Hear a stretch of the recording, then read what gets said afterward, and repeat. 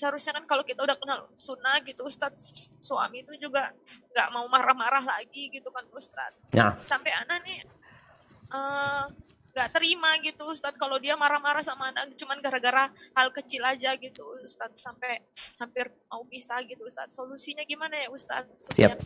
Ya jamaah, nih rumah tangga tuh ada banyak masalah yang mungkin kita tidak mendengarnya. Oh, subhanallah, alhamdulillah, namanya rumah itu ada temboknya. Kadang-kala ada suara-suara keluar dari jendela, ada suara keluar dari pintu atau dari bawah pintu tentang keributan yang terjadi di sana. Apa yang harus dilakukan supaya tidak terjadi keributan? Penyebab keributan itu adalah melihat kepada kesalahan, melihat kepada kekurangan.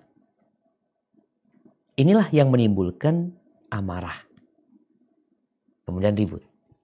Nanti tadi disebutkan masalahnya sepele.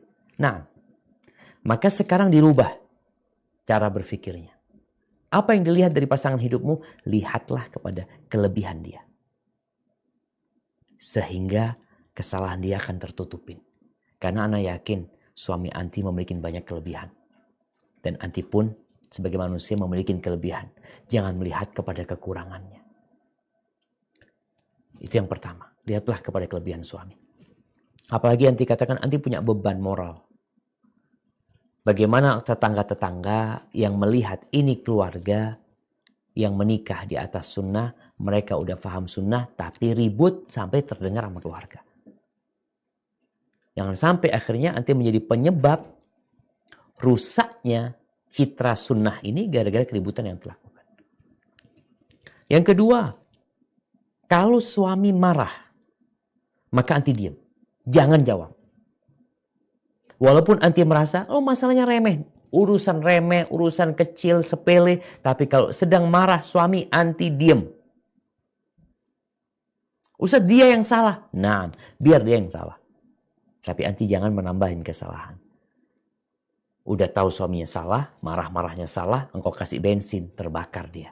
Biarin dia. Karena subhanallah jamaah, kita tahu yang namanya api. Api itu membakar. Ketika engkau melihat api yang membakar, lalu engkau lempari kayu, engkau lemparin kayu lagi, dia akan semakin terbakar. Tapi ketika kayunya itu dibiarkan habis, lama-kelamaan dia mati sendiri. Maka posisi anti sekarang, mulai saat ini udah tahu nih sama karakter suami, udah tahu suami suka marah-marah, kalau marah anti diam. Yang ketiga, cari tahu apa yang menyebabkan suami marah. Nanti udah 4 tahun, insya Allah udah bisa bikin list. Suami marah karena 1, 2, 3, 4, 5, 6, 7, 8, 9, 10. Tapi anti udah tahu. Anti kan ingin menjadi istri yang soleha. Ingin menciptakan rumah tangga yang menjadi baiti jannati. Maka list yang anti udah catat itu hindari semuanya agar suami gak marah. Sampai pernah Anda sampaikan, ada suami yang marah gara-gara sandal. Ada yang gara-gara topi. Mau ke masjid topinya, kopiahnya kemana gak ada. Istri yang disalahkan. Anak-anak disalahkan. Ya udah. Bagaimana supaya suami nggak marah? Anti beli 1 lusin kopiah. Ketika suami mau berangkat ke masjid, mana kopiah? Tenang bang. Bukain yang baru. Tafadhol bang. Abang tambah ganteng kalau pakai yang baru. Insya Allah. Pakai dia berangkat. Artinya ternyata masalahnya ini. Masalahnya di makanan. Kalau sudah tahu masalahnya di makanan, jangan pernah makanan itu telat. Usah telat gara-gara ini. Nggak ada alasan. Anti berusaha untuk memperbaiki. Karena yang bertanya anti, maka Anda memberi nasihat kepada anti. Dan ketika anti merasa marah sama suami, mungkin suami melakukan sebuah tindakan yang membuat anti marah, apa yang harus anti lakukan? Diam. Idza ghadiba ahadukum falyasut. Kalau sedang marah, diam. Kalau dalam kondisi anti berdiri, anti duduk. Dalam kondisi anti duduk marah, rebahan. Ketika ngelihat udah dilakukan itu tapi masih marah, anti ambil udhu, nggak apa-apa.